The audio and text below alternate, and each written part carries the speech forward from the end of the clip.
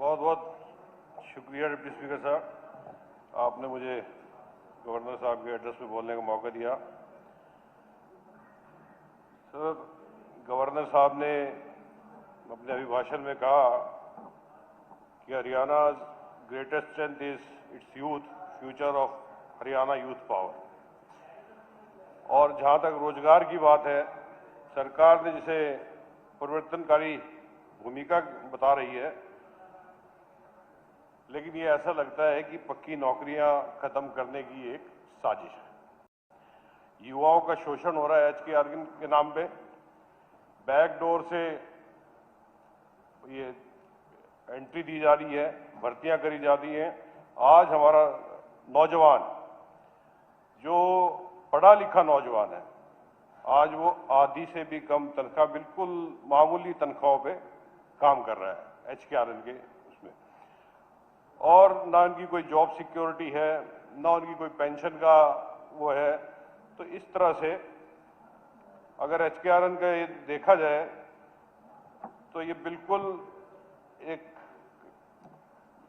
पक्की नौकरियां खत्म करने की साजिश नजर आ रही है। और इसी में महामहिम ने यह भी कहा कि हमने 200 युवाओं को इजराइल और UAE में भेजा है रोजगार के लिए।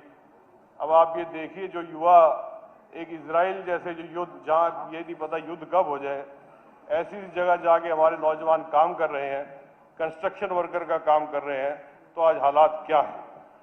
साथ साथ सर, मैं ये भी कहना चाहूंगा कि डिपार्टमेंट ऑफ फ्यूचर बनाने की बात कही।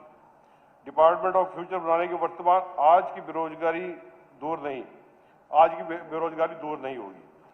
सर, कौशल के नाम पर हमारे नौजवानों को कच्ची नौकरियां देकर एक झुंझुना ये सरकार देने का काम कर रही है। सर, इसके साथ साथ अगर लॉ एंड ऑर्डर की बात करें तो मैं, जिसमें गवर्नर साहब ने कहा government is giving its top priority to piece security and rule of law. Sir, अभी मेरे से पहले एक वक्ता बोल रहे थे, उन्होंने कहा 426 गैंग या उनका भांडाफोड़ करा है, उनको पकड़ा गया है कुछ लोगों को। लेकिन आज भी हालात ये है कि व्यापारियों को, नेताओं को, राजनेताओं को, विधायकों को विदेशी नंबरों से अब भी धमकियां मिल रही हैं। और सिर्फ मैं अगर अपने जिले की बात करूं, सिर्फ यमुनानगर जिले के नहीं, अगर आप पूरे हरियाणा की बात देखें, आज हरियाणा में लॉ एंड ऑर्डर की स्थिति क्या है। फिरौतियां मांगी जा रही हैं और आधे मसले जो सरकार कह रही है कि गिरावट आई है, आधे से ज्यादा मसले तो सरकार तक पहुंचते भी नहीं है। लोग फिरौतियां दे देकर अपने मामले वैसे ही सुलझा लेते हैं। तो ये हालात लॉ एंड ऑर्डर के हैं, क्योंकि उनको पता है कि क्या सरकार किस तरह के कदम उठा रही है और वो डर के भय में, डर के माहौल में जी रहे हैं। तो मेरा आपसे यही कहना है कि लॉ एंड ऑर्डर जो फिरौती की घटनाएं हैं, जिसमें सरकार ने कहा है कि कमी आई है, लेकिन ये कमी नहीं, जैसा मैंने कहा कि व्यापारी डर के मारे बिना शिकायत दिए पैसे दे रहे हैं। सर, संगठित अपराध बढ़ता जा रहा है, जेल में बैठे अपराधी ये काम कर रहे हैं।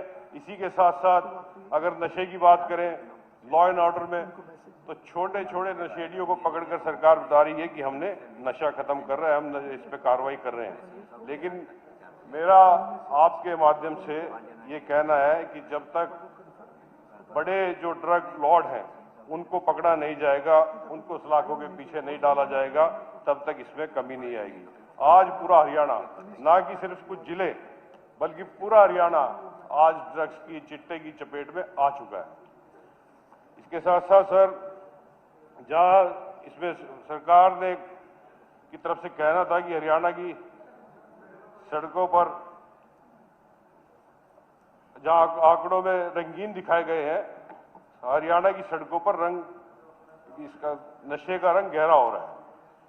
सर, इसके साथ साथ अगर मैं कृषि की बात करूं, अभी मेरे से पहले इस बारे में भी चर्चा हुई कि किसानों की आय दुगनी करने की बात कही गई थी 2022 तक, और आज हरियाणा प्रदेश के किसानों का क्या हाल है, चाहे वो खाद चाहे डीजल हो, चाहे खाद हो, चाहे वो पेस्टिसाइड्स हो, इनकी कीमतें कितनी बढ़ गई हैं, जीएसटी कितनी इन पे लगी हुई है और किसान की लागत कितनी हो चुकी है। और जिस हिसाब से किसान की लागत हो रही है उस हिसाब से किसान की आमदनी नहीं हो रही है, उसको फसलों के दाम नहीं मिल रहे हैं, एमएसपी नहीं मिल रही है किसानों को।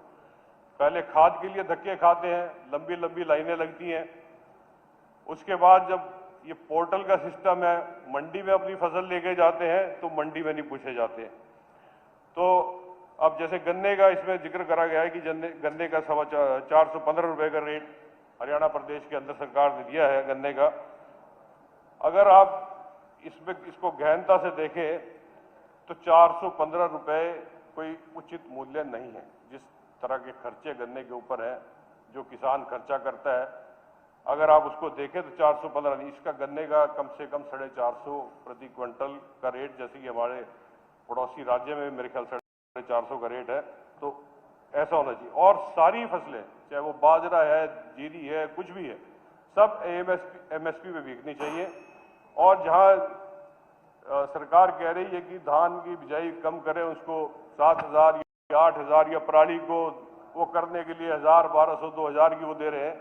अगर किसान को एमएसपी देंगे तो ये चीजें और उनको फसलों के दाम अच्छे मिलेंगे तो ये चीजें खुद ब खुद सारी ठीक हो जाएंगी। इसके साथ साथ सर, मैं इरिगेशन की अगर बात करूं तो गवर्नर साहब ने अपने भाषण में कहा है सर,